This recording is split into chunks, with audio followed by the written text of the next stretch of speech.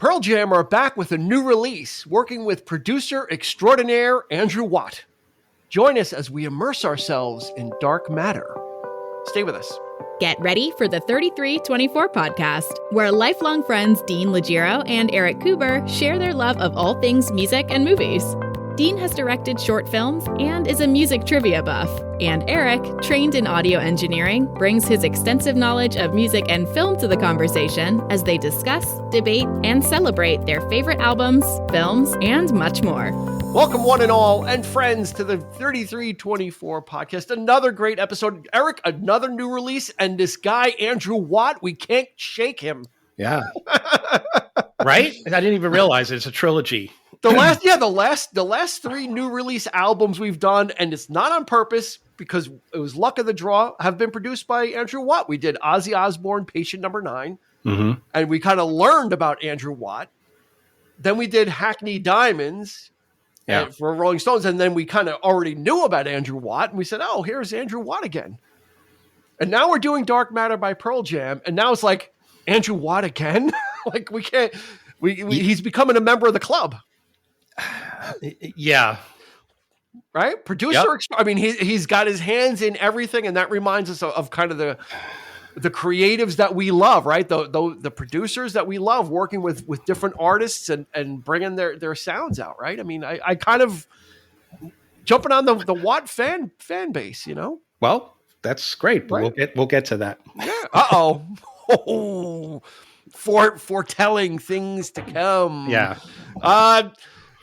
Join us each week. New episodes come out each Thursday. If you're listening on your favorite podcast platform, go ahead and give us a review. That would help so much. Just if it's 4 stars, give us 4 stars because we're worth it. If it's 5 stars, we're worth 5 stars on that platform. I don't know what the platforms, what 4 or 5 stars mean, but whatever the amount is, we're worth the most of it. So if you could do that while you're here, while you're on your podcast provider, please go ahead and do that, and then hit the follow button. This way you get notified each and every week when new episodes come out. And you don't have to worry. It'll be in your queue, and you can listen to it when you're good and ready. But thank you for joining us for this very special episode. We're doing a new release as of the recording of this episode. The album has literally been out 3 days since it's Pearl Jam. We needed to get a Pearl Jam expert on board with us, so that would lead us to our guest, Ms. Christy Cuomo. How are you? I am well. How are you? We're doing really good. We are well. Yes, yeah, we're well, and well. Since we're stuck to the. You look well. I feel just capital. I didn't realize this Andrew Watt guy was he's a hot commodity. His name came up a lot in my quick research. Album, but I thought Shangri-La is where they recorded it. Didn't someone else record there? Is that a famous recording? Oh yeah, it is Shangri-La Studios. But this Andrew Watt guy, I mean, if you go, I think, I don't know if it was Patient Number 9 or if it was Hackney Diamonds. Maybe I'll do it on this one too. I'll put in the show notes the Wikipedia page of Andrew Watt, and you can see all that. I mean, he did Post Malone's last album as well. How old is he? Do you know? He was less than a year old when 10 came out. He was born in 19. Yeah, he's relatively young. He was born in 1990.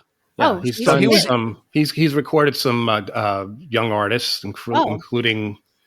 He's young.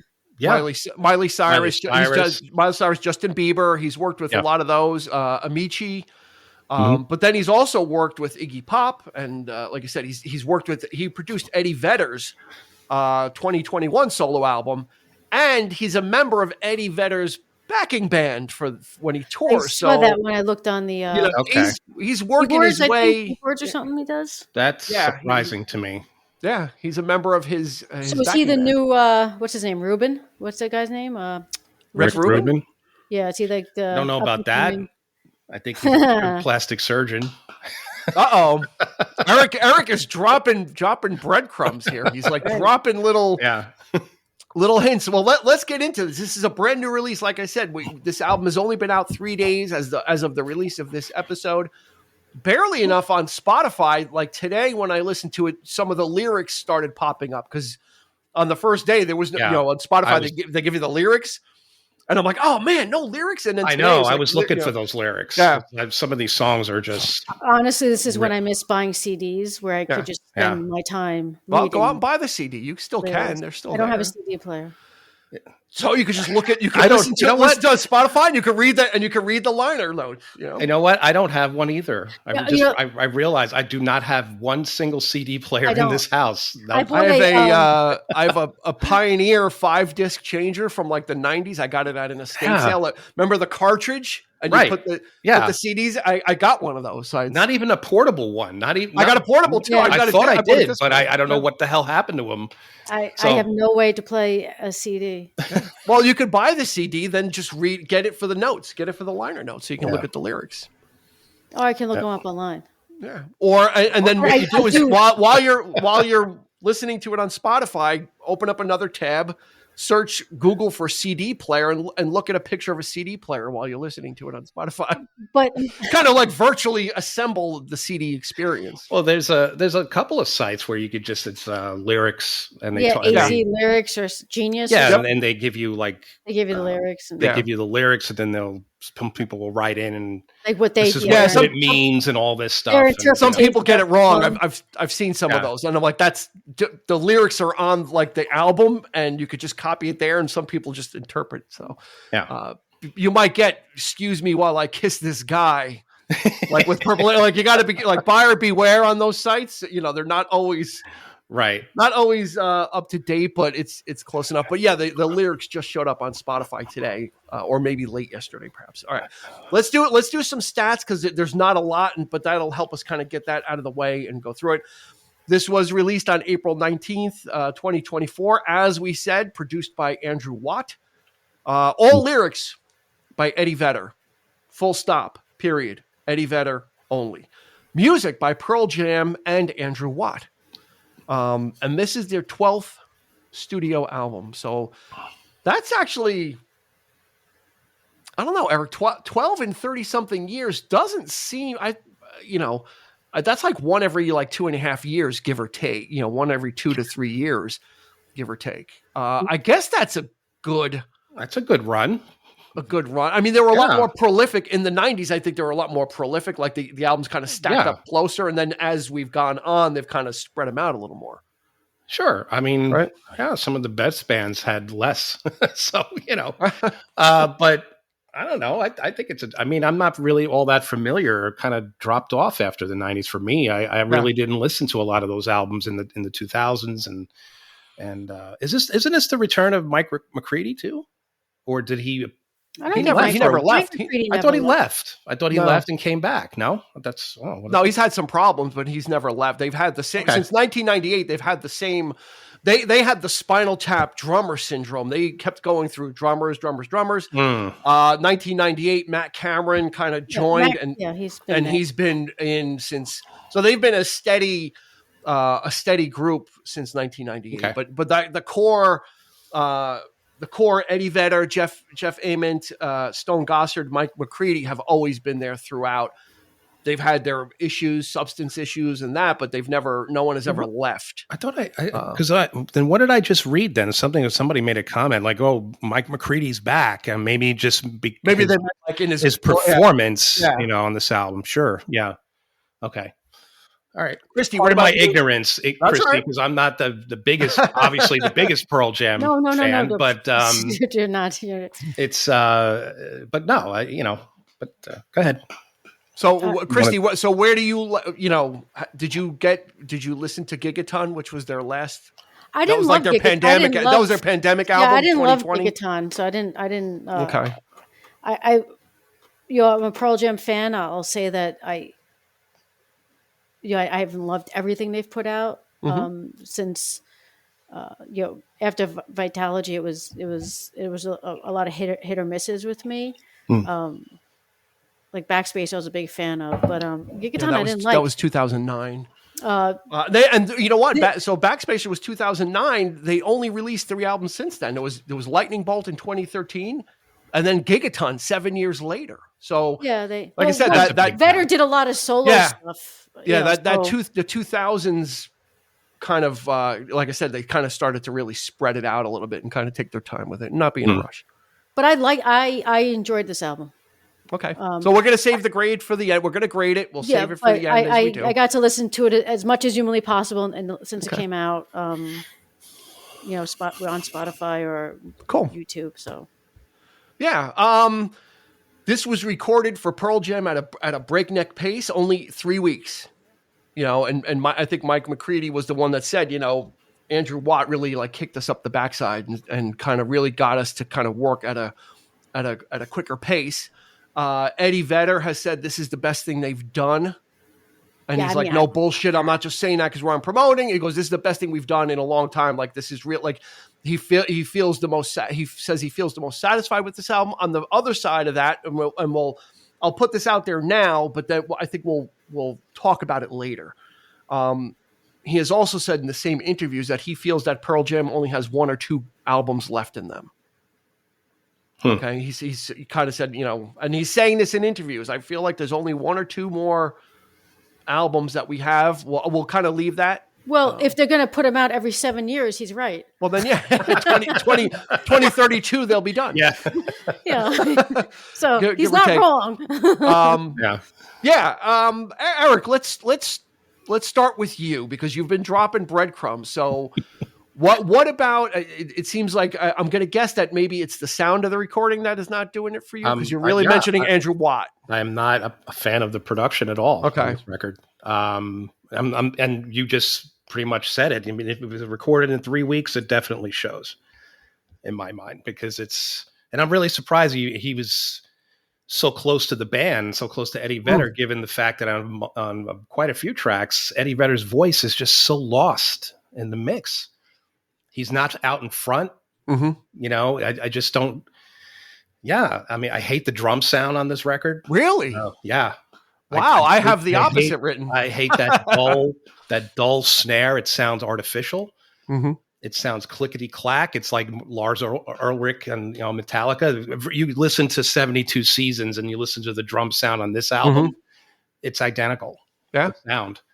It could be AI. And there's several times where he's doing a fill and he sounds like he's making a mistake. And it's like really picking it up because it's like crystal clear. Obviously, probably not making a mistake, but he's just, Well, maybe it is. Is that a bad thing? Maybe, I don't know. If they're working at that speed and they're kind of leaving that harder edge aesthetic. If it were a mistake, but if it were done in a more sort of gritty style, like more live style, like as they, what they used to be. I mean, I don't know if this production suits the band. I don't know if you guys agree with that or not, but then I went back and listened to Hackney Diamonds, and I did go back and listen to Ozzy, and the production is virtually, you definitely tell it's the same guy, but yet I liked Hackney Diamonds. I think this stuff was sort of more balanced, and it sounded great. That's my biggest problem is maybe just the mix on the album. The overall sound is okay. Yeah. But the mix on some of the songs, like the harder rocking songs, is like guitars like all over. I mean, they surround you. The drums are way back. Eddie's voice is like really compressed in, and he should be way out in front. I mean, he's got too unique of a voice to be so buried in the mix, I feel. I don't know. Yeah, I kind of felt that way in the first listen. Yeah. I felt like it was like a wall of sound almost, like especially like the first 2 songs because they're very hard, they're hard songs. Yeah. They've got heavy guitars, and I kind of was feeling the same thing. I was kind of like, okay, the mix, it seems very dense. Yeah. But then as I listened to it more, and turned it up a little bit more, it did thin out a little bit for me. I know we're talking like this, like we're connoisseurs, but it really did. And then once I got to know some of the other songs where the tempo was a little bit different, and like in a song like Running, which is just, it's, that's like a classic Pearl Jam where his voice is in the mix, and it's kind of, it calls back to that frenetic style of the guitars, like just chugging away and the vocal kind of chugging away. Yeah. But I think in some of the other tracks, there's a lot of restraint. I think for me, the last 3 tracks on the album are the best sounding tracks, and they're not the hardest songs. Yeah. On the most rocking songs on the album. So I think I prefer the slower. Yeah. To me, at least they're trying something. If you're going to do like this kind of production where it's clean and you kind of build on that, and you there's so much you can do with the technology today that I just don't feel like is quite there here, because they're not, there's not a lot of like extra stuff. There's, you don't hear a lot of strings or anything like that. They're not really experimenting. And I heard that they had done that on previous albums, and I'm surprised that they didn't really do more of that here. So, but yeah, I mean, I don't know. I mean, a few listens in, and I think I listened to it a solid 4 times, and I'm just kind of like I said, the last 3 tracks for me really stand out. But overall, I think it could have been better. I think they had taken the time. Now that you pointed out, 3 weeks is not a lot of time. So not a lot. Yeah. But Christy, what do you think? Anything about that kind of? Well, I kind of side with Dean, and I don't have the ear you have, Eric, and because of the training you have. So I kind of like the first listen, I felt the same exact way Dean felt, where I was kind of like, whoa, a little bit like, and then with repeated listening, I started to get some songs that I liked. I actually wrote down, because I just looked up. I didn't know what the last 3 songs. I don't have it memorized. Something Special, Got to Give, and Setting Sun. Yeah. Setting Sun, I actually specifically wrote. I like Eddie Vedder's voice in that song. That's my favorite track. I really like his. All right, so we're already going there. But I got to say though, go ahead, Christy, and then I'll jump in. But with regard to and I wrote down like Dark Matters. Dark Matter. I like the drum kind of brings us in. I liked that. And Dean, you brought up Running, and like with Running, it has a classic feel, like where it's kind of like like something like off of Vitology, or even off of 10, where you feel your foot tapping, like there's something like there's just it's probably like Eric said, like there's a lot going on, maybe a little chaotic. But to me, it was reminiscent of like some of their older stuff, and I think that's what started pulling me in a little bit. But first listen, I really felt the same exact way as Dina. But then with repeated listening, I started having my favorite songs. Yeah, I think it's easy to get lost in the sauce in the beginning. Kind of the way I felt about 72 Seasons, as not being a huge Metallica fan. I'm kind of like, okay, this less so, but in the beginning, it's that wall of sound. It's a barrage of guitars, like Eric is saying. Yeah. And Eddie's vocal is on the same level, but that's the way they kind of did that. That's the way that if it's supposed to be kind of grungy, it's kind of there. Other songs are not like that whatsoever. Now, unfortunately, I think I'm going to ruin Setting Sun for you guys. Don't be a jerk. I'm sorry. I have to say this. To me, after like the second or third listen, and I love the song, it sounds like My Hometown from Bruce Springsteen. You gotta listen to it again, and you'll be like, it reminds me of My Hometown. The instrumentation and the arrangement, not necessarily the vocal, but I can see that. It's like it sounds kind of like it, but. But I think it's is it Waiting for Stevie? But that sounds like Joan Jett. I thought it sounded like Soundgarden. It sounded like Soundgarden. People love that. That's Dark Matter. That's Dark Matter. Is that Dark Matter? Okay, that like riff. Dark Matter. But Waiting for Stevie sounds like Soundgarden. People love that song, and it wasn't my favorite. Should it be? Should they sound like Soundgarden though? I don't know if he was. His vocal sounded. It sounded very much like a Chris Cornell style song, which was good. I enjoy. I kind of, again, I'm glad he's just not growling his way through these albums. He's developed. I just don't think he can anymore. He can't. He can't be. He's developed into a really great lyricist. Yes. Yeah, he's developed his instrument, his vocal technique. Yes.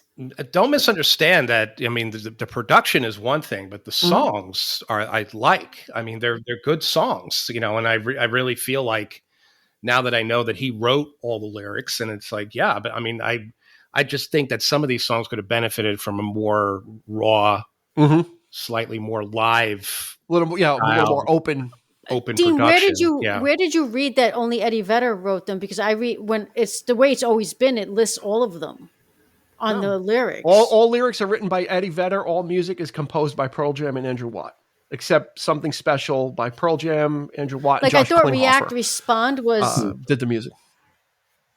Well, he's pretty much taken over all the Eddie Vedder. I mean, that was some of their strife. That goes way back to him asserting control of everything. Yeah, and them having to deal with that, and being such a strong presence. But it's all lyrics by Eddie Vedder. So, and I think having the lyrics handy is very important to this. It's always been important. I think it's more important because he's become such a really great songwriter and is really in touch with things. And he's older now, so he's not the same angry Eddie. Right. I mean, when in 91, 92, 93 through 95, that's what grunge was. And they're not grunge anymore. I'm sorry to let people know, if you're listening to this, they have evolved into a rock band, I was thinking about it because I was thinking about, I was like, well, they're not really grunge anymore. And I'm starting to think that the term grunge was more about an aesthetic than it was about a style of music. I don't think, now I'm starting to believe that grunge was never a style of music because it was always rock and roll. I think the grunge was more of an aesthetic. It was more about where these acts were coming from. It was the South, the Northwest, the flannels, like that whole thing and this music scene.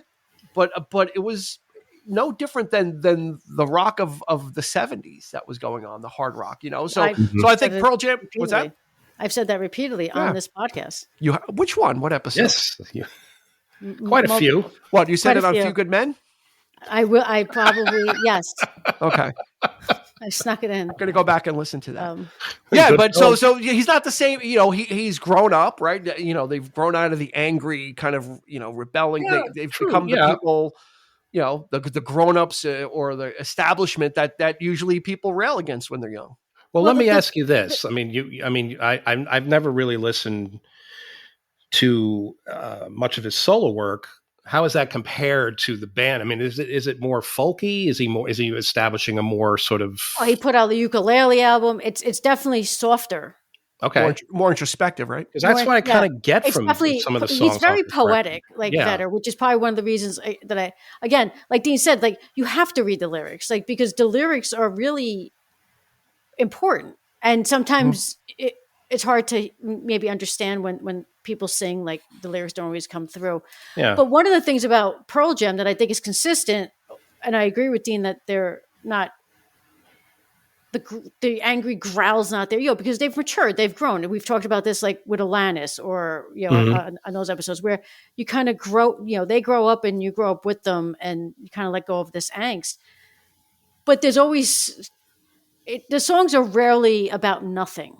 Maybe right. Rats off Vitology, which I'm sure probably has some meaning, but I don't know what it is. But there's a lot of politics in his music. You definitely can tell what he's talking about, and there's a lot of politics in some of these songs. We're talking about demagogues and the right of things, and so although it's not with anger, they've been consistent in where their message kind of goes, how the vehicle they use to get out how they feel in their message. I think they've been pretty consistent with. They've matured and they've outlasted. Unfortunately, they've outlasted these bands because a lot of these lead singers passed away. So it was almost almost a war of attrition, unfortunately. But not only have they endured, though, a lot of those bands were like Stone Temple Pilots had broken up anyway. Soundgarden had broken up. A lot of these bands were splintering anyway. But Pearl Jam stayed the course. decided not to make videos for everything. Just, just did made a lot of choices that don't necessarily benefit them, but probably in the long run gain them a much larger audience, a lot more respect. Mm-hmm. Almost like a Grateful Dead situation. Just keep touring, putting out material, and playing to the masses, the people that come out to see them, that love them. They sell out, the Garden every time they come. So they're not like, oh, we're playing small clubs now. It's like they're still a force to be reckoned with. They're still, even though the albums, they're not as prolific, and no one's albums do really well unless you're Taylor Swift, whose album came out the same day as this. And she broke like all kinds of streaming records, 300 million streams in like a day, that's crazy. But for the rest of the mere mortals that inhabit the earth, well, I put out music, I think you hit it pretty much on the head there, is the fact that he, here's a producer who knows how to make a really great modern sounding record with these older folks. Like that's what I meant by the plastic surgeon comment, by the way. Okay.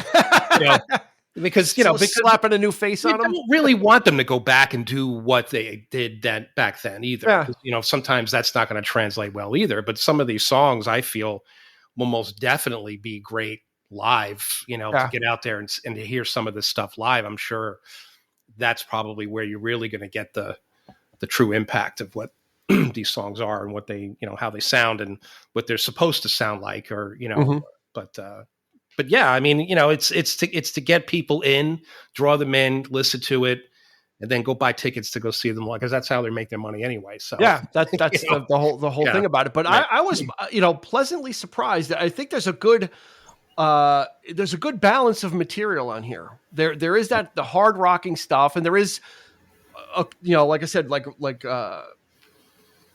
Running and React and Respond are very much in the old style, but it's their style, so it's okay, and it's not like they're leaning on that, but you get that mix in there, Christy. See, React Respond, I actually, for some reason, while I was listening to it, it kind of reminded me a little bit of like a David Byrne, like a Talking Heads thing for some reason. Like, I don't know why, like it just like the React Respond, like I didn't actually, I thought that was like one of the ones where they were kind of trying something new. I didn't get. Really? Yeah, I didn't get like, kind of got the old. Oh, this is like a old school Pearl Jam song to me, which is funny that you did and I didn't. Again, I'll listen to this 20 more times and I might, see it differently, in the limited listening, in the time that we had. But I actually wrote down that had like a Talking Heads feel to me for some reason, like that the chorus part of it. Yeah.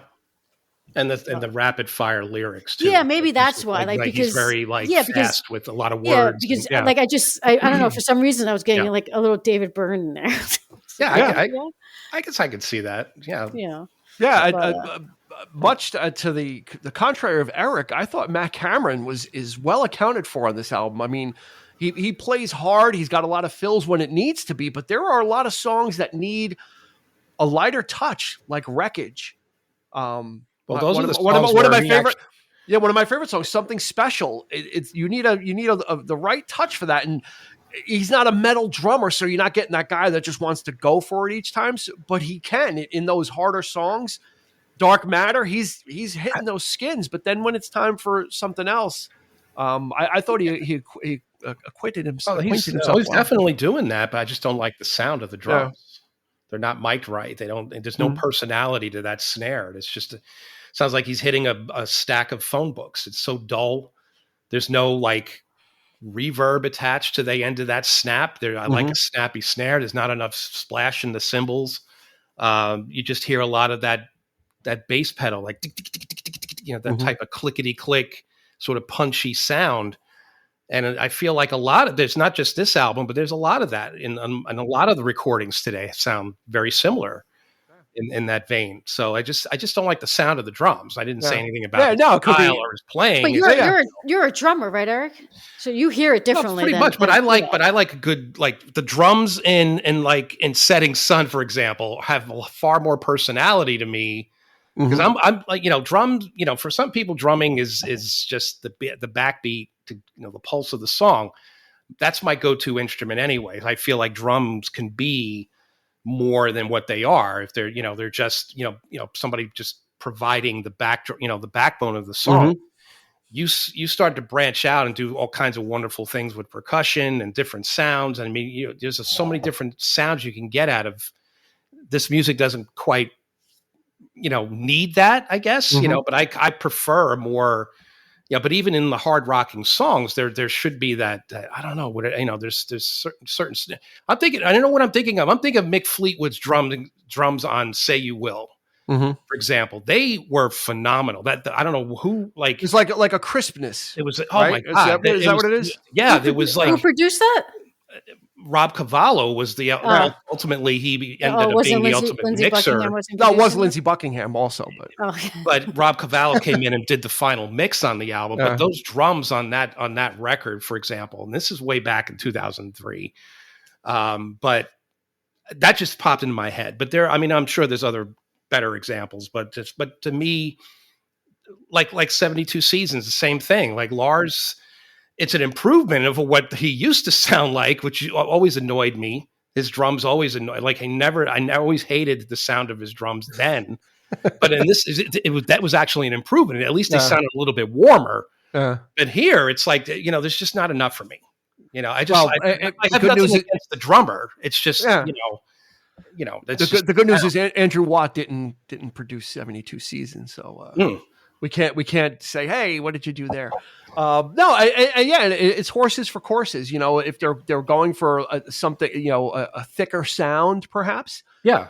Then mission accomplished. That might have been part of the overall, sonic landscape of this. Is like I said in the beginning, on first listening, it did sound a little thick. I'm always one for treble. So I like things to have a little more of a crispness, but higher end, you get what you get. But I think the guitarists are, Mike McCready and Stone Gossard are there and accounted for. At first, I didn't hear it. At first, I'm like, what? It just sounds like a lot of guitar. Again, after listens, you start to hear the licks come through. You start to hear the solo, the soloing in there.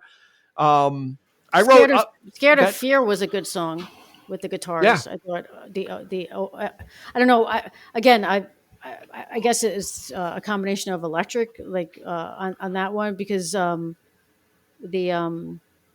wreckage doesn't seem as electric-y coming in. Mm-hmm. I love that song too. That's a good one. Great song. Yeah. I wrote Upper Hand, Yellow Ledbetter's brother. Upper Hand, it kind of has a Yellow Ledbetter feel to it. To that again. Not in that kind of it's kind of has like the guitar, like the noodling guitar that Yellow Ledbetter has. Eddie's vocal, and it almost seems like it could be a sequel in its lyrical content as well. But this isn't a throwback. Again, where I'm talking about a lot of things and comparing them. But this is certain. This is straight up a rock album. It's got everything that you would think. It's got slow stuff.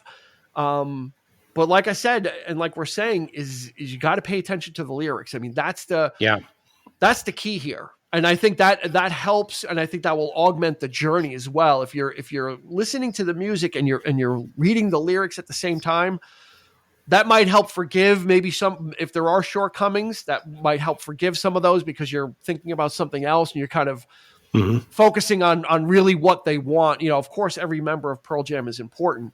But it's really Eddie's, what he has to say and how well he says it, how much he's become respected, Christy, right? In the rock and roll, he kind of worked his way into like being the best buddy of everybody. Tom Petty, like he really has kind of garnered the respect of his quote unquote elders. His Uncle Neil, who's not really his Uncle Neil, but Neil Young.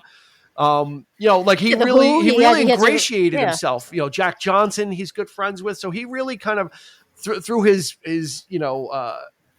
endeavors, for charities and all the socially conscious and all the things, and then just showing up at concerts and jumping on stage and playing with people. Yeah, no, I think he definitely has that reputation, and it's probably because he's just not a complicated guy. Right? I mean, he's complicated in his lyrics and the things he writes and stuff, but he just he seems like he's just an easygoing guy, easy to get along with, that he loves music, he loves performing, and that he just, like you see, like with the Who, or like you said with Jack Johnson, and with Neil Young, and he kind of goes all over the place. Like you really, like you could just see him pop up with anyone. Like I wouldn't be surprised to see him on stage with Eminem at some point, right? Like it's just like he doesn't really have it doesn't seem like he has any biases or anything like that. Yeah. To music, he just styles, loves music. He loves music. He just loves music, and he loves. I think he genuinely loves performing, and I think that again is a testament to Pearl Jam's longevity. Because of the love of it, it probably helped keep the band together, and each of them having the love of it. But Eddie Vedder's he's definitely, I think he's definitely well respected within his peer group, and definitely someone that I would imagine young artists look up to, because you look at again the evolution of him as an artist, or him as a leader. I mean, we can't not say he's the leader of Pearl Jam, as a leader of a band, really quite accomplished. Yeah. Certainly. And I think on this album, I think they're all there. I think they're, I think they admitted that Gigaton was kind of, like I said, it came out during the pandemic, probably not their best effort, but sometimes you need that to get re-energized. Yeah, and I don't see anything when you come off of something, you're like, well, right, Erica. Sometimes that'll crush a group, right? Sometimes, like we've talked about, like that's usually the tail end of that's the tail end of things. They kind of go out on a whimper. But in this case, again, they reformed, put this album out. Maybe that's why so quick, is maybe there was that inspiration. Let's work, let's get this going. Let's not belabor it. Let's kind of get into an aesthetic of working through the songs and kind of capturing that energy instead of recording it to death, right? Let's get some of that. We'll work quickly. We've got if they got them. It's not like they wrote everything, but they recorded it in 3 weeks. So if they've got the material ready, it's like let's get through. Green Day works notoriously fast as well.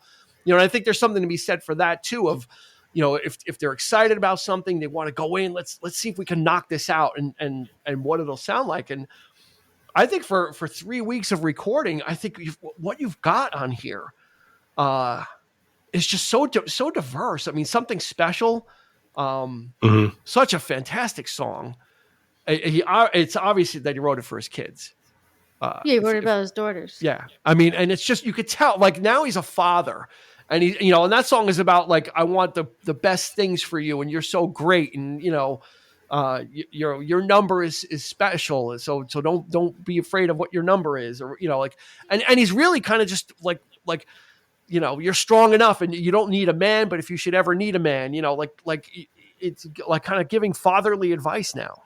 That seemed more like if that song, and I like it, it just didn't feel like a Pearl Jam song to me. It felt like an Eddie Vedder solo song. Yeah. So I felt that it was misplaced. I don't dislike the song. I felt it was misplaced on the album. Like I felt like that should have been on one of his solo things. And to your point, Dean, two more things is when you're talking about Upper Hand and comparing it to Yellow Ledbetter. But I think that's what we do. We're gonna compare. We're gonna do the comparisons because, and that's some okay. Callbacks. Yeah. Like I don't mind that at all. Yeah, I'm not saying it's a ripoff. Like, it just echoes. I like that I can listen to a song and be like, oh, that's just an older, a different era version of the song. Yeah. Like that's where they are now. Or an extension of the idea. Yeah, like I don't mind that. And then sometimes, and I think you each know this because we're all creative people. I hope we do. You can, in 3 weeks' time, creatively, and for lack of a better word, vomit like so much creativity in such a short period of time, and it's all be fantastic, like Green Day does or Pearl Jam does.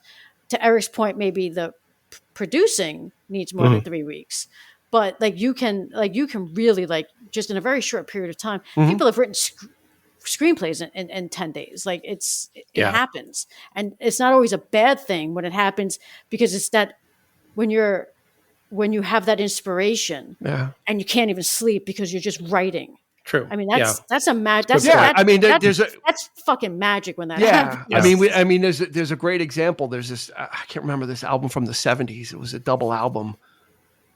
It had something like Blue, out of the Blue or something like that. It was written in it was written in 2 weeks. 2 weeks got the bell? Yep. Eric, I was slow rolling him. He's like, I know where this is going. Something Blue. Out of the Blue was written. Jeff wrote Out of the Blue in 2 weeks. He wrote the whole album. So there is that, and that was after a long. What did Brian Wilson do? Pet Sounds. No, that took a while. Well, that was a lot of writing sessions. But it goes to your point of, you can have a dry spell, and then all of a sudden have a wave of creativity or inspiration. I think sometimes. And maybe they want to change the way maybe doing Gigaton was just like, it was like a chore, or who knows how they felt. And maybe like, if we can, let's get Andrew Watt, he was a known entity at this point, right? Cause he worked with Eddie. So that was kind of different than the Stones. We need some new, young blood. I mean, let's bring this guy in and give it a shot, So I think all in all, I kind of, after like by the third listen, I was distinguishing. I was distinguishing things. Like you kind of, the first blush listen is kind of like, okay, here's everything, and it's hard to kind of, just with any album usually, it's hard to make things out. Like what's what did I just hear? But as I listened to it, those things fell into places. Those beats like Wreckage after 2 fast songs, kind of bringing you down, and then Dark Matter, which is like probably the hardest thing. That's the one with the riff, and then you get some other, like I said, you get strange stuff like Won't Tell and Upper Hand and Waiting for Stevie, and then you get back to Running, which is that full blast, full tilt, like Pearl Jam stuff that we're used to. That whatever the tempo is that they do that fast stuff at. So I think I think it's a really good album. It's a mature album. They're not trying to recapture they're embracing. He's embracing his age. He's embracing the wisdom and the things he's learned. Right, Christy. It's kind of, they're not trying to be 1991 cargo short wearing. No, they're not trying to be in their 20s. They're not trying to be in their 30s. They're not trying to be in their 40s. They've embraced where they are and their experiences, and I think they're grateful, and that comes out in the music. The maturity, the wisdom that they've gathered along the way. I think that just shows in the writing and the music. They're not trying to be these punk kids. They've proven themselves. They don't have to prove themselves anymore. Yeah. So that when you go in with I mean, imagine going in to make any album and the uncertainty of if it's going to sell or not, or if people are going to like it, is probably a very nerve-wracking thing, regardless of who you are. But I think they also, on some level, go in with some level of some confidence sitting back there. Like, all right, we've been around for what is it now, 30 plus years. Like, we know what we're doing. Let's have a little confidence going into this. So. But Eric, it's a little different though, because we were praising Andrew Watt for his work on Hackney Diamonds because we wanted to hear a classic Stones sound, right? We were so giddy about it, right? We were so excited. That's the reason I'm being so critical here, is because I did really like that record a lot, and I love the sound of it. But here. And again, I mean, I just maybe need to listen to it a few more times. But I love the songs. I love the lyrics. I love just some of the mixes are just not quite there for me. And I just over that. It's easy to get over it. I'm sure. It's just, I'm looking for more.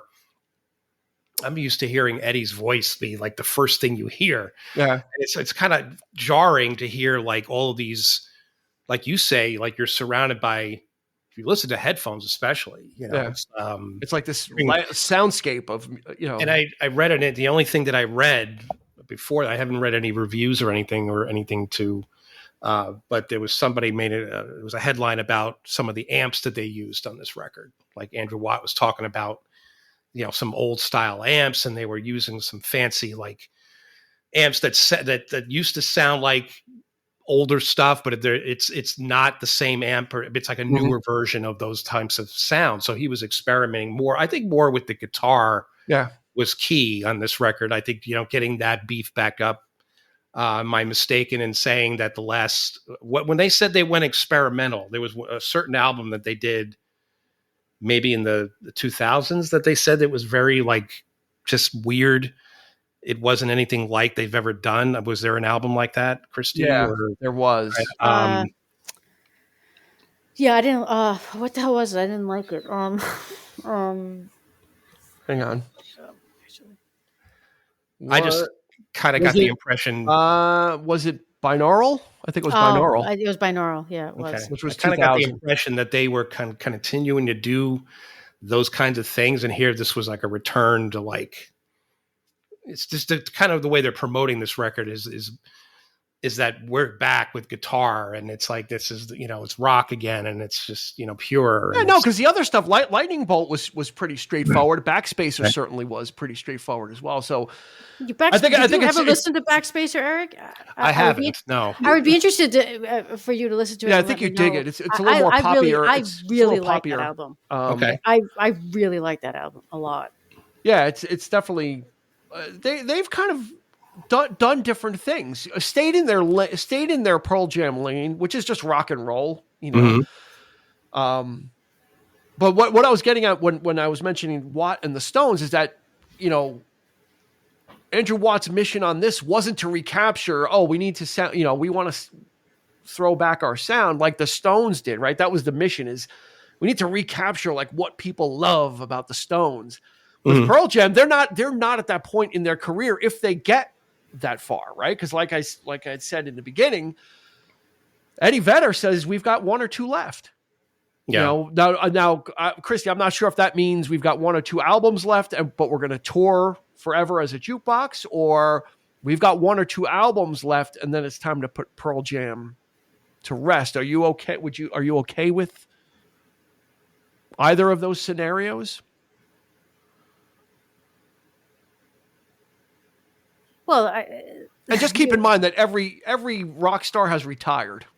Well, they're like baseball players, Bowie right? retired 5 times. Elton John retired 7 times. Like they all retire with the best of intentions. They all have the best of intentions, but Brady's talking about coming back again for football. Who? Greg? No. Greg or Marsha? Marsha. Yeah, I don't want to think. Like it's like weird to think about a world where Pearl Jam's not making music to me, right? Like that's weird. Where it's like they're for no reason, meaning there's no tragedy that befell them. No tragedy. That's yeah. They're going to pull an REM. Madonna ended because of a tragedy. Like so, for me, that's an odd thought that I'm not ready to have. To be honest, because it didn't occur to me. Now, again, if we're talking in 14 years.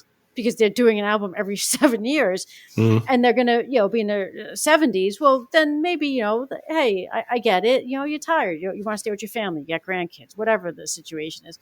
But if you're talking in the next 5 years, or that Pearl Jam's going to cease to be making music, that would make me sad. I mean, there's not much I can do about it, but I wouldn't. I just think it's a testament to the band that they're still making great music. Some they didn't burn themselves out in their creativity. They make an album every 7 years, Eric. Well, I'm just saying, it's like certain bands have are past their prime. Oh, absolutely. There's several people who are coming out with albums that are just not good. They're just 100%. That quality just isn't there anymore. They're just doing it just to do it or whatever the reasons may be.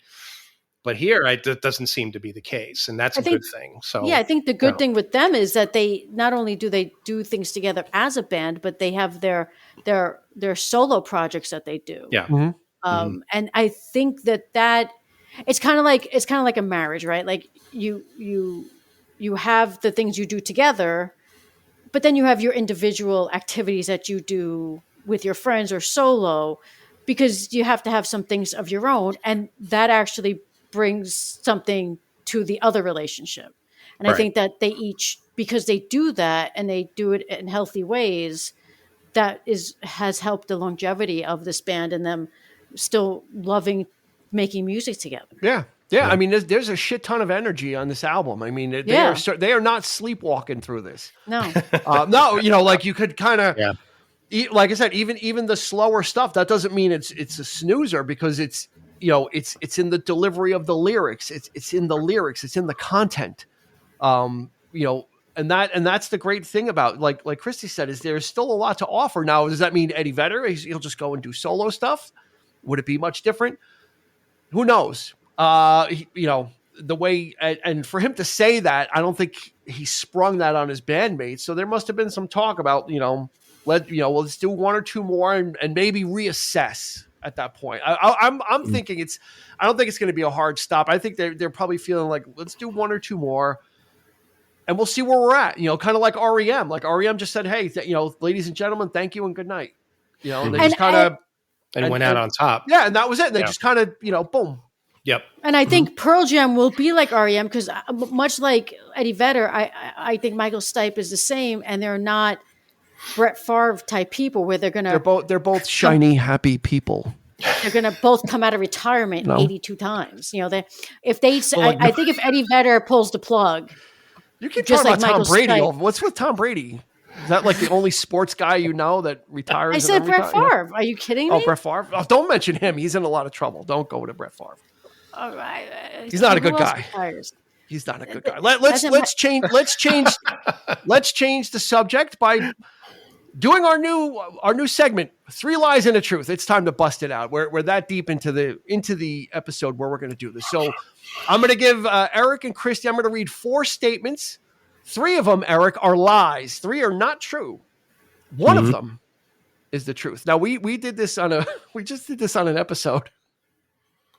And the guest thought that they were picking out the lie. When there was 3 lies, he picked out the lie. And I'm like, no, you're supposed to pick out what's true. Wait, do you want to guess again? I asked him. Can we tell everybody who the guest was? Well, I'm assuming it was Jerry Sullivan. No, it was really? It was Sean Grady. Believe it or not, yeah, the trivia. Sean? Yeah, I asked the expert. What a disappointment. I asked him if, in all fairness, I said, well, now that you have listened to the rules for the 4th time, would you like to make another choice? And he said, no, I'll stand on my mistake. So I messed up. He's a stand-up guy. You get it right? No, he picked the lie. He picked the lie. Yeah. All right. So I'm going to read 4 statements. 3 of them are incorrect. 1 of them is true. These 2 contestants are going to have to guess. Okay. So let me read through the 4, and then I will select who's going to go first. I'll probably read them again, and you can let me know. Okay. 3 lies. 3 lies and a truth. A. Pearl Jam released 72 live albums between 2000 and 2001. B. Yield was the first Pearl Jam album to not go multi-platinum. C. Jeremy was Pearl Jam's highest charting song. And D. Vitology was Eddie Vedder's least favorite album to work on. Let me run through those again. A. Pearl Jam released 72 live albums in 2000 and 2001. Yield was the first Pearl Jam album not to go multi-platinum. First stinker. C. Jeremy was Pearl Jam's highest charting song. And D. Vitology was Eddie Vedder's least favorite album to work on. Let's leave the expert for last. Mm-hmm. So we'll let Eric go. We'll throw the sacrificial he's like the lamb in Jurassic Park. He's in the cage and the T-Rex is coming. When you say highest grossing, you mean to date? Highest charting song? Is that what you're talking about? To date?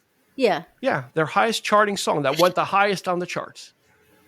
You have to determine if that's true or if that's a lie. Three of these. Only one truth. There's only one truth. No, I know. It's called 3 lies and a truth. I'm not going to grady this. I'm definitely guessing. Okay. I'm definitely guessing on this one, but I'm going to say D. D. Vitology was Eddie Vedder's least favorite album to work on. I was going to go with D. He was not thrilled with his work on there or doing it, showing up for it. Christy, do you want me to read them again? Yeah. Okay. A. Pearl Jam released 72 live albums in between 2000 and 2001. You don't have to say the first one anymore. Go the second one. Okay. So I'm not going to say the second one. Then you're going to say, don't say the second one anymore too. B, Yield was the first Pearl Jam album not to go multi-platinum, meaning it did not sell more than 1 million copies, or multi-platinum, which would be more than 2 million. C, Jeremy was Pearl Jam's highest charting song on the charts. D, Vitology was Eddie Vedder's least favorite album to work on. I feel like it is D, because I feel like I recall something about that, and I was so surprised because I really liked Vitology, and I was disturbed by that notion. Yeah, okay. I remember just being like, really? Right. C is too obvious. Like, or it would be too obvious to be right, I think. I mean, I can see Yield not going multi-platinum, but then again, everybody's releasing those like bootleg, like official bootleg live records too. So there's 1 million of those that come out. If you go on Spotify, you see a lot of like live things from Pearl Jam. I just feel like there's something in my memory about Vitology and Eddie Vedder not liking it, and me being very distraught over that because I loved the album when it came out. So they're both going with D. Vitology was Eddie Vedder's least favorite album to work on. Going down together if we're wrong, Eric. That's it. If you stand for nothing, you'll fall for anything. The first lie. Yield was the first Pearl Jam album not to go multi-platinum. Actually, that's incorrect. No Code was the first one not to go multi-platinum. That was No Code was the first stinker. But the Yield didn't go multi-platinum either. It did. Oh, it did. But No Code. It wasn't the first one. No Code was the first one. It came out before Yield. So I wasn't wrong when I said I don't think Yield was multi-platinum. Okay, that's the first lie. The next lie. Jeremy was Pearl Jam's highest charting song. Actually, Last Kiss was. It went to number 2. Last Kiss, believe it or not. Yeah, that was more popular. And then a lot of their other stuff just didn't chart. It was popular stuff, but just didn't chart or was way up in the things. So what we've got left, we've got Vitology was Eddie Vedder's least favorite album to work on. That's what the two other people on the other side of the mic. And then we've got Pearl Jam released 72 live albums between 2000 and 2001. The truth of the matter is that Pearl Jam did release 72 live albums in 2000 and 2001. They went on a tear. And they released all those. They looked like they were in like brown paper bag, like they were postmarks. I forgot about that. Yeah. My God. They went on a fucking tear and they destroyed the because the people forgot about those. The fans wanted all those live albums and they just released everything. I had them. So was that like every show of that tour kind of thing? Just old stuff, new stuff. Yeah. Vitology was Vitology was Eddie Vedder's least favorite album to work on. Actually, it was Versus, as he said. He just. Okay. When he looks back on it, not a lot of good memories, a lot of things going on. Was not a good time for him. So it wasn't Vitology. What year did Versus come out? Versus came out 1993. Vitology was the following year. Both begin with V. Okay. So yes, Pearl Jam released 72 live albums in 2000 and 2001. They just the one I said you don't have to repeat. You don't have to say that one. Yep. See, I do remember now. I do remember those. I was thinking, go ahead, shut me up. Go ahead. I won't say it again. Wow. If you don't need it, I don't need it. I'm good. I totally forgot about those. So there you go. I recall a lot of artists did that though. Quite a few. I actually remember but Pearl Jam just like flooded, like it was. I remember when that happened. They were just. I didn't have 72,000 of them, but I had a bunch of them. Yeah. Well, it wasn't 72,000. It was just 72 regular. 72. But that was 3 lies and a truth. How did you do? Let us know if you were playing at home, listener, and hit us up on social media, Facebook, Instagram. Let us know how did you do with 3 lies. Hopefully better than Eric and I. No, Eric's been on a hot streak, so. That's why it's getting hard. I need, like I say, in every time we've done this now, I have to consider Eric when I do these because, because he's we know a lot of the same information, and so I want to try. I need to get into his head and but it's not fair to your guests because your guests aren't tough shit on the guests. Huh. That's Too bad. Hey, I'm a guest too. No, you're not. You're the co-host. You're not a guest. Co-host. You're not a guest. You're a guest. Go to Disneyland. Be a fucking guest at Disneyland. You're not a guest on this podcast. Guest. Okay, so what do you think? Let's do a couple of favorite songs, and then we'll give a grade. This is all on all the streaming platforms. Like I said, this just came out. This album. So this is our flirt. These are our first blush opinions and feelings about it. And some, as our good friend Andy Cremines has said, sometimes it's a grower, not a shower. It depends. Maybe we won't ever listen to it again, or maybe with repeated listenings, it kind of opens up. You never know. Mm-hmm. So let's start with Christy. What do you got that? I'm still stuck on the it's a grower, not a grower, shower. not a shower. I went to a weird place with that. Okay, well, that's because you go to weird places. What I wrote down, I really liked Scared of Fear. I really like Wreckage. And his voice on Setting Sun. I can't let go of that. I like Running and Dark Matter, but if I'm just going to go with three, Scared of Fear, Wreckage, and then Setting Sun, just for the vocals on it, just really. Yeah, he's got that very deep.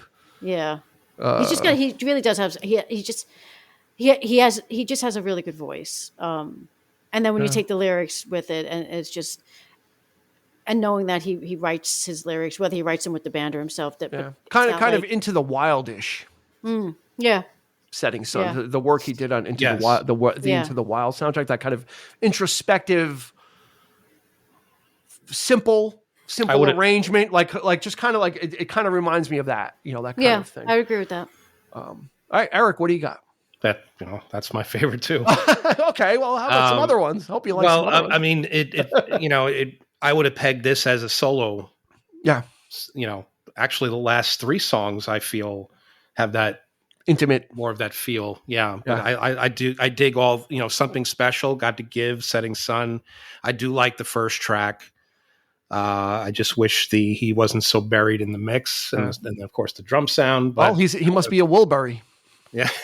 Yeah, well, we'll bury him in the mix. Push him out front, man. That's where he belongs. So, I mean, as Christy pointed out, he's got his voice is one of the most unique in all of rock. And I feel like he needs to be front and center. I'm really surprised that being in a band with this guy, Andrew, he's in his band, and it's like, and they're obviously close and they're working together. I'm surprised that he's not out there full as front and center as the guitar work on this record, So I have a question that's probably unanswerable because we're not Eddie Vedder, but obviously when they sit down and listen with Watt, is it Watt or Watts? I'm sorry, Watt, right? Watt, Andrew Watt, or he just goes by Watt.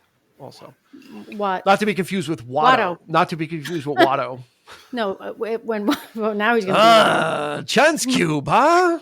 All right. Sean Grady. Come on, Eric. That was a good one. Sean Grady would be very happy. Your Jedi trick's not going to work on me. There you go. Fucking flies around. Eric just did a visual. Yeah. When they're listening to the album, like Eddie Vedder knows his voice isn't front and center. He's been doing this long enough. He understands producing, even if he's not producing. So the question, I guess, begs the question: does he not like his voice in this, and he's okay with it? Like, did he not feel his voice was strong enough? Like, I don't think it was that. I just think it was a choice. I think it was an artistic choice. I think his voice could be. You could argue that his voice is an instrument. I mean, it's a very unique thing. Yes, but did he feel blend that way it into the background with all these multiple sounds going on? But to me, there's just not enough of that. Mm-hmm. If it were that. If you had like keyboards over here and strings and all these layers of stuff, and then you had his voice like right in the middle, in the center, and surrounded by all of this, because it's not a full-on wall of sound. It's just a wall of guitar that is kind of like surrounding Eddie Vedder. Imagine they're all playing around him. It might have been the case, who knows? But I just feel like, he needs to be just knowing, I'm probably just thinking of the stuff back then. You know what I mean? Like, just I don't think they were. I don't think they were grittier. compensating. I don't think they were compensating for anything. I think it was an artistic choice of let's try a little bit of a thicker mix and see. I didn't listen to Gigaton, so I don't know if that's got a totally different sound to it. And this might be them saying, well, let's flip that over. I probably should have checked out a couple of tracks to kind of see where they were before. But then again, maybe, and to Dean's point too, is like when you mention the word compensate, when you listen to the last 3 songs, his voices, they're more acoustic. So he does have that sort of more intimate stuff. So perhaps maybe that's his, the compromise that's the exactly. So, all right. I just need to listen to it more. I need to. And I don't think he's egotistical, but I would think that that's a weird thing for someone like Eddie Vedder to kind of give in on all the other songs, knowing, I mean, he's not an idiot. He knows his voice is unique and strong and is a big selling point to the album. So it probably was a very interesting conversation that was going on. They probably just listened to it and said, I'm looking at some comments here. One person compared it to they thought it was just the entire production is awful. He's comparing it to Death Magnetic by Metallica, which no, not that bad. It's a lot better than that. Come on, I mean that album sounded like it was recorded in a tin can. I mean it's just so like trebly and really high end, but on the opposite side of it's not that bad, folks. It's it's great. I like it. I kind of equate it to a warmer sound. I'm gonna go. Okay, so my favorite's absolutely Wreckage. I like Dark Matter. Running is good because that, like I said, that kind of recalls the old stuff, which is good. I don't need them aping it the whole way, but it's good to know that they still got, they can still uncork that when they want to. They haven't totally kind of changed everything. They can kind of say here, we still got the chops. I just would like to point out that Dean always made fun of me for saying the word aping, and he just used it. And I'm not going to let it go. There you go. Thank you. Something Special. Also, and then of course Setting Sun. So I'm gravitating towards the intimate stuff, just because it is a little more thoughtful in the arrangements. There's some seriously great slide guitar in Something Special. Mm-hmm. Listen to just, and that's something you don't hear on a Pearl Jam record. So right. I was really digging that song also just for the lyrical content, but also just for the way Pearl Jam, the rest of the guys kind of rose to the occasion and, surrounded him with the perfect instrumentation for it. Who's doing the slide on that? Who's doing the slide on that? It doesn't say. Doesn't specify? Okay. No, you just have Stone Gossard at guitar and Mike McCready guitar. And, Eddie Vedder plays guitar, but he probably plays an acoustic.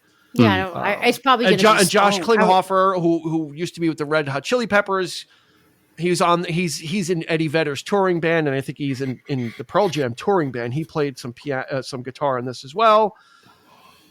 Andrew Watt played some guitar in this as well. So, wow, could have been one of like. I think Watt like has to play on each. I think he finds a way to play on each of the artists he produced, so he can kind of say, "I played on a Stones record. I played on Ozzy Osbourne." Yeah. I'm not saying it's a bad thing. I think it's probably just like a little Hitchcockian thing of, because what does Pearl Jam does not need Andrew Watt to play guitar, right? Like you don't need him. You don't need him on your record. Not saying there's anything wrong with him, but I think for him, he probably it's like an Easter egg. It's like he gets to say, "Well, I was on the Pearl Jam album." The Heartbreakers said that of Jeff Lynne. Yeah. Why are you playing on a Heartbreakers record, right? Because you need me to. Wow. All right. It's grade time. So let's go ahead and give this a grade. We grade it from A to F, not stars, not thumbs up, and not numbers. Christy, what are you going to give? What are you going to give Dark Matter from Pearl Jam? My initial let me go to my grade is probably going to be a B plus. To be honest, nice. I think I will go up with more listens. I enjoy. The more I listened to it, the more I enjoyed it, and it brought me again back to not the early stuff, but like to Backspace, or like how I enjoyed that, especially after multiple listens. So I'm gonna go with a B+ on this. B+. All right, Eric. I'm just gonna give it a solid B. Just because my biggest issue is just the production, those things I pointed out, and that's it. Okay. Really, I mean, I think it's great that, like, as Christy pointed out, that somebody could put an album out that takes you back to a certain time, and then that, like you mentioned, backspace, and then then to jump back from there to when they first started out, and that an artist still has the chops to do that, but without it sounding gimmicky, right? Without exactly. it being like and you are literally growing with the band, and it's just nice to know that there are certain bands out there that can still do it. Yeah. So All right. My grade was a B+. I think it's going to stay there. I don't know if it's going to go past that, which is a good solid grade. There's a lot on here. I gave this a lot of listens, and like I said, that's when it kind of opened. The more I listened to it, the more it opened up. I got to hear the subtle nuances in a lot of the stuff, as opposed to that assault, where it can feel that way sometimes, especially when there's songs that are similar in tempo, like one after the other. You can sometimes get lost in the sauce a little bit. Yeah. But as you listen to it, you start to be able to kind of peel those layers back, and start to pick out the things that are particular and unique with each song. And then it really got, like I said, then when you get to Wreckage, and, I think that's when the album kind of starts to fall. They kind of settle into like a groove, because, I think they get really too like kind of heavy and fast songs at quote unquote out of the way. Not that there's not stuff like that otherwise, but once you get to Wreckage, I think the album kind of takes a turn, because it really kind of settles in. They kind of find their groove, and then they start mixing up the songs and the tempo and the style. And like I said, and then you get beautiful songs like the last three songs got, Something Special, Got to Give, and Setting Sun. And yeah, maybe it's a little personal. Maybe it could have been Eddie Vedder solo, but maybe there's no Eddie Vedder solo on the way. This is, silly. No, meaning that this is kind of what he had in the can and ready to go. And they seem to be okay with it. So, and maybe they all connect with that. They're all probably fathers now, and like I said, he's writing from that perspective of wisdom. When you're young, you think you know everything. So that's when, that's the anger, that's the angst of that era with those bands, of kind of rebelling against something or anything. And now they've, like Chrissy said, if you've been with this band the whole way, you've grown with them. Hopefully you've matured, or you've gotten some wisdom, and you see things in the rearview mirror a little differently. With kids, he wants the best for his kids. He'll do anything. I said, what is it? Like one of the lines is, "I'll work for free because it's you," or something like that. So, you it's good that they're not just, we're going to bring up AC/DC, but they're really good. They do one thing, but they're really good at it, right? It's like they're the only band. They are the only band. They do one thing, and they're really good at it, and they don't need to do anything else. We don't want them to. What is that AC/DC good at? They do one style of music. It's three chords. It's like it's a banging heavy riff, and it's screaming vocals, and that's it. And that's okay. But with this band, you can chart. You can chart their growth. You can really kind of look at, like I said, the experimental stuff, the stuff that didn't work so well. And they persevered. They could have chucked it and be like, "Oh, okay, sell off." They kept regrouping, kept going, took on Ticketmaster and took. I'll probably go and listen to that record and probably like it. Because I love when bands do experimental stuff. That's when he had the really short hair, right? That's when Eddie what's the one that you guys mentioned that they did? Binaural. Well, I'll give that a shot. Yeah. I'll definitely listen to Backspacer was Backspace. Yeah, that's a little more a lot more accessible. Yeah. But I think this fits in. Christy, do you agree? I mean, this fits in with their discography. I think this is not an outlier, and this is not something like, oh wow, I can't believe Pearl Jam did this. It's like, this is right in their wheelhouse. Yeah, this is absolutely in their wheelhouse. And one of the things, even though they're not in their 20s and there's not the anger and the angst and everything, but I think if you go back and you read the lyrics of 10 or verses of Vitalogy and stuff, the lyrics are still, if they sang them today, they would probably sing them differently, but they still could sing them. Like I don't think it's like I always felt like Eddie Vedder had like this, and Alanis Morissette too. Like when you go back and listen to her stuff, they had this wisdom. Like even though they might have been singing with the angst and had that like, you know, they were very self-aware though. They knew themselves. They knew themselves. And I think Eddie Vedder's always known himself. So I don't think he looks back at any of his songs really, like at least with those first few albums. And like, I think they're pretty, they're solid songs. Oh, they're classics. I mean, they're but they're not like, you don't look at him like, oh, he was in his 20s. Yeah. And he was pissed off about this, you know, like they're solid songs that he could legit, like when he sings them now it just sounds different, but he still means what he wrote. Does that make sense? Yeah, absolutely. Yeah. Absolutely. Absolutely. All right. Well, check out Dark Matter from Pearl Jam. It's on all the streaming services, and you can buy physical media as well. Or if you want to send Christy a CD, reach out to us on social media. Let me know, and I'll arrange that, and I'll make sure she gets a CD in her hands. Well, she needs a CD player first. She can spin it on her. She can spin it on her finger like this. I just want to read the. I just want to open the liner notes. So better yet, get the vinyl. There you go. You know, I'd also need a record player. Turntable. Yeah, but the writing will be a lot bigger. The lyrics will be a lot bigger. Won't need glasses. My eyesight at my ripe old age is still okay right now. There you go. Problems that we don't have. We got the spectacles. Anyway, that's going to do it for this episode. Hit us up on social media, Facebook, Instagram. Let us know. Give Dark Matter a listen. How do you feel about it? Is it a return to form for Pearl Jam? Are they keeping up with the times? Is it? Like I said, I think we all kind of dug it. I think we found a lot of commonality as well in the things we liked. Usually, some things will hit me different than Eric. We'll like the album, but there'll be different, but there'll be different things about it that we like. Yeah, I think this one hit all of us in the feels. It hit us in the feels in the same way. So. Yeah. Give it a listen yourself. Let us know what you think about it. We'd love to hear. We'd love to engage with you and have a further conversation about it. You could do that, like I said, also on YouTube, because we'll have this on. This will be on YouTube, so you can check that out. So, Christy, thank you so much for joining us. Thank you for having me on the Pearl Jam. Yeah. I have to say, Brad Pitt is a lot bigger than you are. You need to be closer to the camera, my friend, because it looks like he's the guest. No one's as big as Brad Pitt. No one's as big as Brad Pitt. Well, there you go. It's a Brad Pitt household.